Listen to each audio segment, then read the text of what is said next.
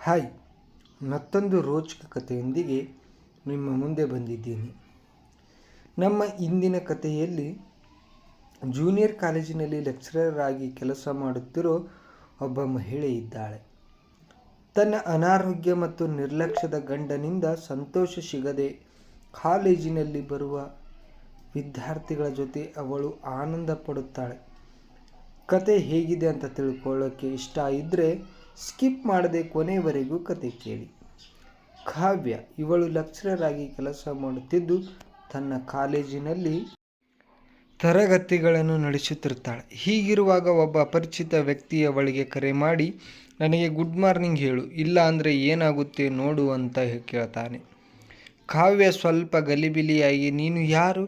ನನಗೆ ನಿನ್ನನ್ನು ಈಗಲೇ ನೋಡಬೇಕು, ವಿಡಿಯೋ ಕಾಲ್ ಮಾಡು ಅಂತಾಳೆ. ಆಗ ಆ ವ್ಯಕ್ತಿ, ಅದೆಲ್ಲ ಬೇಡ, ಆದಷ್ಟು ಬೇಗ ನಾನೇ ನಿನ್ನ ಬಳಿ ಬರ್ತೀನಿ ಅಂತ ಹೇಳಿ ಕರೆಯನ್ನು ಕಟ್ ಮಾಡ್ತಾನೆ. ನಂತರ ತರಗತಿ ಟೈಮ್ ಆಗಿ ರವಿ, ಕಿರಣ್ ಮತ್ತು ಶಿವು ಅನ್ನೋ 3 ವಿದ್ಯಾರ್ಥಿಗಳು ಅಲ್ಲಿಗೆ ಬರ್ತಾರೆ. ಆಗ ಕಾವ್ಯ ಬ್ರೇಕ್ಫಾಸ್ಟ್ ಮಾಡಿರ್ತಾಳೆ. ಅವರೆಲ್ಲರಿಗೂ ಒಳಗೆ ಕೂತ್ಕೊಳ್ಳೋಕ್ಕೆ ಹೇಳ್ತಾಳೆ. ಅದೇ ಟೈಮ್ನಲ್ಲಿ ಕಾವ್ಯಳ ಗಂಡ ಶ್ರೀಧರ್ ಅಲ್ಲಿಗೆ ಬಂದು ನನಗೆ ಜೂಜಾಟಕ್ಕೆ ಹಣ ಕೊಡು ಅಂತ ಕಾವ್ಯಳಿಗೆ ಹೇಳ್ತಾನೆ. ಕಾವ್ಯ ನನ್ನ ಹತ್ರ ಇಲ್ಲ ಅಂತಾಳೆ. ಆಗ ಕೋಪಗೊಂಡ ಶ್ರೀಧರ್ ಅವಳನ್ನು ತಳ್ಳಿ ಅಲ್ಮಾರಿಯಲ್ಲಿದ್ದ ಹಣವನ್ನು ತೆಗೆದುಕೊಂಡು ಅಲ್ಲಿಂದ ಹೊರಟು ಹೋಗ್ತಾನೆ. ತರಗತಿಗೆ ಬಂದಿದ್ದ ವಿದ್ಯಾರ್ಥಿಗಳೆಲ್ಲ ಇದನ್ನು ನೋಡಿ ಆಘಾತಕ್ಕೆ ಒಳಗಾಗ್ತಾರೆ. ಇಂದು ರಜೆ ಸಿಗೋ ಸಾಧ್ಯತೆ ಇದೆಯಾ ಅಂತ ಮಾತುಕತೆ ಮಾಡಿಕೊಳ್ತಾರೆ. ಆಗ ಅಲ್ಲಿಗೆ ಬಂದ ಕಾವ್ಯ ಯಾವ ರಜೆಯೂ ಇಲ್ಲ ಅಂತ ಹೇಳಿ ಅವರಿಗೆ ಪಾಠ ಹೇಳೋಕ್ಕೆ ಶುರು ಮಾಡ್ತಾಳೆ. ಆಗ ರವಿ ಕಾವ್ಯಳನ್ನು ಕೆಟ್ಟ ದೃಷ್ಟಿಯಿಂದ ನೋಡ್ತಾ ಶಿವಿಗೆ ಸನ್ನೆ ಮಾಡ್ತಾನೆ. ನಂತರ ಕಾವ್ಯ ಇನ್ನೊಂದು ಕಡೆ ತಿರುಗಿದಾಗ ರವಿ, ಕಾವ್ಯ ಮೇಡಮ್ ಅದ್ಭುತವಾಗಿ ಕಾಣ್ತಿದ್ದಾಳೆ, ನಾನು ಒಂದು ದಿನ ಅವಳನ್ನು ನನ್ನವಳು ಮಾಡಿಕೊಂಡೇ ಬಿಡ್ತೀನಿ ಅಂತ ಹೇಳ್ತಾನೆ.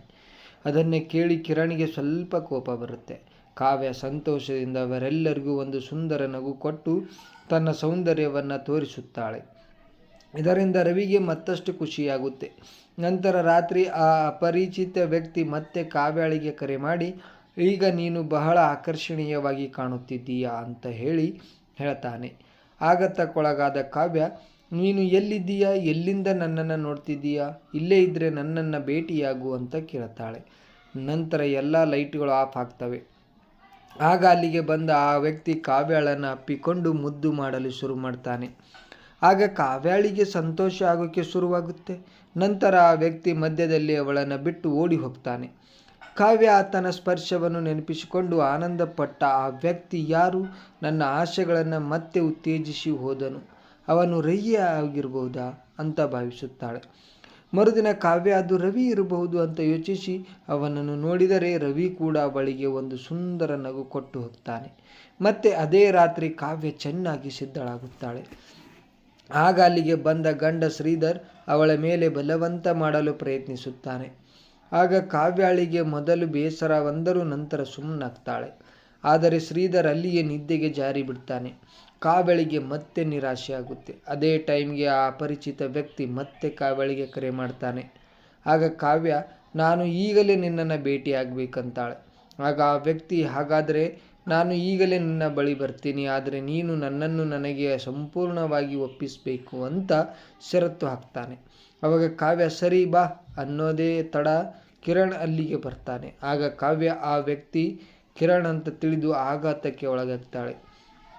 ಕಿರಣ್ ಅವಳನ್ನು ಅಪ್ಪಿಕೊಂಡು ಅವಳ ಜೊತೆಯಲ್ಲಿ ಆನಂದದ ಸುಖ ಅನುಭವಿಸಿ, ನಾನು ನಿಮ್ಮನ್ನು ಮೊದಲಿನಿಂದಲೂ ಪ್ರೀತಿಸುತ್ತಿದ್ದೀನಿ, ಐ ಲವ್ ಯು ಅಂತ ಹೇಳ್ತಾನೆ. ಆಗ ಕಾವ್ಯ ಕೂಡ ಅವನನ್ನು ಸ್ವೀಕರಿಸಿಕೊಂಡು ಮರುದಿನ ತರಗತಿಯಲ್ಲಿ ಕಿರಣನ ಸ್ಪರ್ಶಿಸುತ್ತಾ ಸುಂದರ ನಗು ಕೊಡ್ತಾಳೆ. ಆಗ ರವಿ ಮತ್ತು ಶಿವು ಅವರಿಬ್ಬರನ್ನು ನೋಡಿ ಆಘಾತಕ್ಕೆ ಒಳಗಾಗ್ತಾರೆ.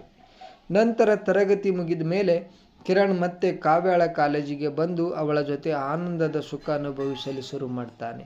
ಆಗ ಗಂಡ ಶ್ರೀಧರ್ ಅವರಿಬ್ಬರನ್ನು ನೋಡಿ ಆಘಾತಕ್ಕೆ ಒಳಗಾಗಿ ಕಿರಣನನ್ನು ತಳ್ಳಲು ಹೋಗ್ತಾನೆ. ಕಿರಣ್ ತಪ್ಪಿಸಿಕೊಂಡು ಓಡಿ ಹೋಗ್ತಾನೆ. ಆಗ ಶ್ರೀಧರ್, ನನ್ನ ಹಿಂದೆ ಇಂತಹ ಕೆಲಸ ಮಾಡ್ತಿದೀಯಾ ಅಂತ ಕಾವ್ಯಳಿಗೆ ಆಕ್ರೋಶದಿಂದ ಬೈತಾನೆ. ಆಗ ಕಾವ್ಯ, ನಿನಗೆ ಜೂಜಾಟಕ್ಕೆ ಹಣ ಬೇಕೋ ಬೇಡವೋ, ನನ್ನನ್ನು ನನ್ನ ಜೀವನಕ್ಕೆ ಬಿಡು, ನಾನು ನಿನ್ನ ಖರ್ಚುಗಳನ್ನು ಯಾವಾಗಲೂ ನೋಡಿಕೊಳ್ತೀನಿ ಅಂತಾಳೆ. ಆಗ ಶ್ರೀಧರ್ ಅವಳ ಮಾತಿಗೆ ಒಪ್ಪಿಕೊಂಡು ಅವಳನ್ನು ಹಾಗೆ ಬಿಟ್ಟು ಹೊರಟೋಗ್ತಾನೆ. ಮರುದಿನ ಕಾವ್ಯ ಕಿರಣ್ಗೆ ಕರೆ ಮಾಡಿ ಕಾಲೇಜಿಗೆ ಬಾ ಅಂತಾಳೆ. ಆಗ ಕಿರಣ್ ನಾನು ಬರಲ್ಲ ಅಂತ ಹೇಳ್ತಾನೆ. ಆಗ ಕಾವ್ಯ ಇಲ್ಲಿ ಯಾವುದೇ ತೊಂದರೆ ಆಗಲ್ಲ, ನಾನು ಶ್ರೀಧರ್ ಜೊತೆ ಮಾತಾಡಿದ್ದೀನಿ ಬಾ ಅಂತಾಳೆ. ನಂತರ ಕಿರಣ್ ತರಗತಿಗೆ ಅಂತ ಅಲ್ಲಿಗೆ ಬರ್ತಾನೆ. ಆಗ ಗಂಡ ಶ್ರೀಧರ್ ಆತನಿಗೆ ಒಳಗೆ ಹೋಗುವಂತೆ ಹೇಳ್ತಾನೆ. ಆಗ ಕಿರಣ್ಗೆ ಸಂತೋಷ. ಆದರೂ ಕಾವ್ಯಳ ತರಗತಿಗೆ ಪ್ರೀತಿ ಅನ್ನೋ ಮತ್ತೊಬ್ಬ ವಿದ್ಯಾರ್ಥಿನಿ ಸೇರಿಕೊಂಡಿರ್ತಾಳೆ. ಆಗ 3 ಜನ ವಿದ್ಯಾರ್ಥಿಗಳಿಗೂ ಅವಳ ಮೇಲೆ ಗಮನ ಬಿದ್ದಿರುತ್ತೆ. ಪ್ರೀತಿ ಕಿರಣ್ಗೆ ಇಷ್ಟವಾಗಿ ಅವನ ಬಳಿ ನೋಟ್ಸ್ ಕೇಳೋ ನೆಪದಲ್ಲಿ ನಿನಗೆ ಯಾರಾದರೂ ಗರ್ಲ್ ಫ್ರೆಂಡ್ ಇದ್ದಾರಾ ಅಂತ ಕೇಳ್ತಾಳೆ. ಆಗ ಕಿರಣ್ ಇಲ್ಲ ಅಂತ ಹೇಳ್ತಾನೆ. ಆಗ ಸಂತೋಷಪಟ್ಟ ಪ್ರೀತಿ ಆತನನ್ನು ಉದ್ಯಾನಕ್ಕೆ ಕರ್ಕೊಂಡೋಗ್ತಾಳೆ. ಕಾವ್ಯ ಆ ಟೈಮ್ನಲ್ಲಿ ಕಿರಣ್ಗೆ ಕರೆ ಮಾಡ್ತಾ ಇರ್ತಾಳೆ. ಮರುದಿನ ಕಿರಣ್ ಕಾವ್ಯಳ ತರಗತಿಗೆ ಹೋಗ್ತಾನೆ. ಕಾವ್ಯ ಅವನ ಜೊತೆ ಮುದ್ದು ಮಾಡಲು ಶುರು ಮಾಡ್ತಾಳೆ. ಆಗ ಉಳಿದ ವಿದ್ಯಾರ್ಥಿಗಳು ಅಲ್ಲಿಗೆ ಬಂದು ಬಿಡ್ತಾರೆ. ಅವರಿಬ್ಬರಿಗೂ ಅಡಚಣೆ ಆಗುತ್ತೆ. ನಂತರ ಮರುದಿನ ಪ್ರೀತಿ ಕಿರಣ್ಗೆ ಪ್ರೀತಿಯ ಪತ್ರ ಕೊಟ್ಟು ಪ್ರಪೋಸ್ ಮಾಡ್ತಾಳೆ. ಆಗ ಸಂತೋಷಪಟ್ಟ ಕಿರಣ್ ಅವಳನ್ನು ಅಪ್ಪಿಕೊಳ್ತಾನೆ. ರವಿ ಮತ್ತು ಶಿವು ಅವರಿಬ್ಬರನ್ನು ನೋಡಿ ಆಘಾತಕ್ಕೆ ಒಳಗಾಗ್ತಾರೆ. ನಂತರ ಕಿರಣ್ ಪ್ರೀತಿಯನ್ನು ತನ್ನ ರೂಮ್ಗೆ ಕರ್ಕೊಂಡು ಹೋಗಿ ಆನಂದದ ಸುಖ ಅನುಭವಿಸುತ್ತಾನೆ. ಆಮೇಲೆ ಕೆಲವು ದಿನಗಳ ನಂತರ ಕಿರಣ್ ಮತ್ತು ಪ್ರೀತಿ ಇಬ್ಬರು ಪದೇ ಪದೇ ತರಗತಿಗೆ ಬ್ರೇಕ್ ಮಾಡ್ತಿರ್ತಾರೆ. ಆಗ ಕಾವ್ಯ ಕಿರಣ್ಗಾಗಿ ಕಾಯ್ತಾ ಇರ್ತಾಳೆ. ರವಿ ಮತ್ತು ಶಿವು ಕಿರಣ್ ಮತ್ತು ಪ್ರೀತಿಯ ಸಂಬಂಧದ ಬಗ್ಗೆ ಕಾವ್ಯಾಳಿಗೆ ಹೇಳಿಬಿಡ್ತಾರೆ. ಆಗ ಕಾವ್ಯ ನೊಂದುಕೊಂಡು ರವಿ ಮತ್ತು ಶಿವಿಗೆ ಮನೆಗೆ ಹೋಗುವಂತೆ ಹೇಳ್ತಾಳೆ. ನಂತರ ಮರುದಿನ ಪ್ರೀತಿ ಕಿರಣ್ಗಾಗಿ ಉದ್ಯಾನದಲ್ಲಿ ಕಾಯ್ತಾ ಇರ್ತಾಳೆ. ಕಿರಣ್ ಬಹಳ ತಡವಾಗಿ ಅಲ್ಲಿಗೆ ಬರ್ತಾನೆ. ಆಗ ಪ್ರೀತಿ ಅವನ ಮೇಲೆ ಕೋಪಗೊಂಡು ನಿಲ್ತಾಳೆ.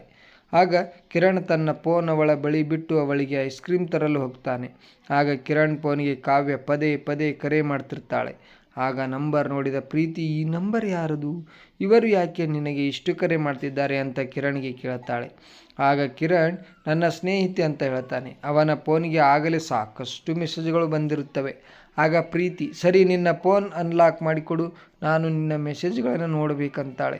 ಆಗ ಕಿರಣ್ ಆ ಎಲ್ಲ ಮೆಸೇಜ್ಗಳನ್ನು ಅಳಿಸಿಬಿಡ್ತಾನೆ. ಆಗ ಪ್ರೀತಿ ನೀನು ಯಾಕೆ ಎಲ್ಲ ಮೆಸೇಜ್ಗಳನ್ನು ಅಳಿಸಿದೆ, ನಿನಗೆ ಬೇರೆ ಯಾರ ಜೊತೆಗಾದರೂ ಸಂಬಂಧ ಇದೆಯಾ, ನೀನು ನನಗೆ ಸುಳ್ಳು ಹೇಳುತ್ತಿದ್ದೀಯಾ ಅಂತಾಳೆ. ಆಗ ಕಿರಣ್ ಕ್ಷಮಿಸು, ನಾನು ನಿನ್ನಿಂದ ಒಂದು ವಿಷಯವನ್ನು ಮರೆಮಾಚಿದ್ದೀನಿ. ನನಗೆ 1 ವರ್ಷದ ಹಿಂದೆ ಒಬ್ಬಳು ಸ್ನೇಹಿತೆ ಇದ್ಲು. ನಾನು ಅವಳ ಜೊತೆ ಬೇರೆಯಾಗಿದ್ದೀನಿ, ಆದರೆ ಅವಳು ನನ್ನನ್ನು ಬಿಡ್ತಿಲ್ಲ. ನೀನು ಚಿಂತೆ ಮಾಡಬೇಡ, ನಾನು ಆದಷ್ಟು ಬೇಗ ಅವಳನ್ನು ನನ್ನಿಂದ ದೂರ ಮಾಡ್ತೀನಿ ಅಂತ ಹೇಳ್ತಾನೆ.